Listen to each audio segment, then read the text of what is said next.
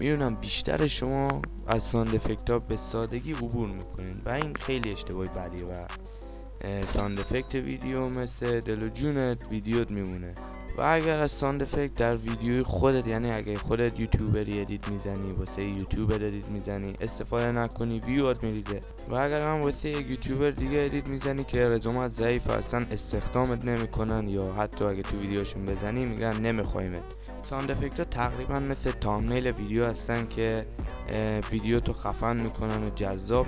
البته تو ویدیو یوتیوبی این بیشتر رواله و استفاده میشه. مثلا یک تامنیل ویدیو که باشه جذاب باشه شما روش کلیک میکنی و ساند افکت وقتی تی ویدیو مخاطب 5 دقیقه اول ویدیو رو نگاه میکنه میبینه هیچ رنگ و روحی نداره ویدیو، حتما مطمئن باشین که از ویدیو میاد بیرون. هر چقدر هم که تامنیلتون خوب باشه، ویدیوتون خوب ضبط شده باشه، صدا همه چی اوکی باشه، ولی این ساند افکت رو نداشته باشه مخاطبا ریزش میکنه. حالا با خودت میگی این ساند افکت رو از کجا پیدا کنم؟